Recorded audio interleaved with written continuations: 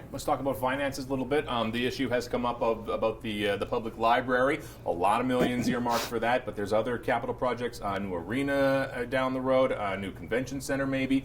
But yet here we are in a pandemic, and the economy is in an all-time low from circumstances that no one can really help. What is your view on funneling dollars to these big projects when the economy is as it is? It would stop immediately. And I know people say, well, there might be one legal way, which I already disclosed in the press.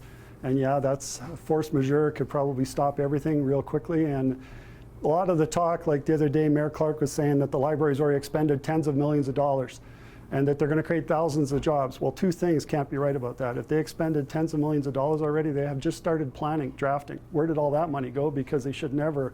I work on large projects. That is extremely excessive.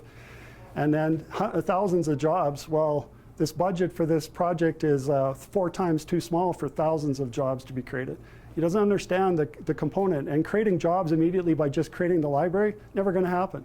Going to take him a year and a half probably to create drawings. Another 6 months easy to get a building permit. So we're talking 2 years down the road before we get in the ground. So as a job creation strategy, municipal government is never good at it. We're better to let private industry and business drive business growth and job growth because they sustain that longer. Our tax dollars run out, the job will be gone, but a business it creates won't. Also, the library is not a destination as in a tourism destination. It might create some interest, yes, but they're always spending more money than they make by a long shot. They're not a money-making proposition. So I want a good library. We're big users of library, my wife and I, but I do not want this excessive library.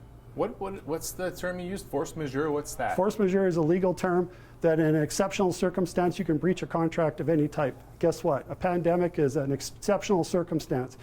Charlie Clark's wife is a lawyer. I'm sure he knows the force of that term. And so when they started coming back that, well, maybe there's a legal way, for sure, but there's actually other ways. I've got 2 other ways to stop this library, so they can think about that. But I don't want to. I just want them to press pause for 1 year and to not take $5.5 million from the taxpayer next year, leave that in our coffers. They've got more than enough money to keep doing their drawings, to keep planning. It doesn't stop them because they won't be in the ground for 2 years. But it does stop the ability for council to not have that money. If we lose that money out of our coffers and we take it on debt and something more critical happens with a pandemic, which isn't going away today, we have to be prepared for the worst case. And I was trained in the military. I'm preparing for the worst case for our city. I want to get everything tight around me. I want to cut costs and I want to sit on it until we know things are better. It's clear as that. But all of this mega stuff is just talk by people that think all these big hypes will create something. We're better to create small changes.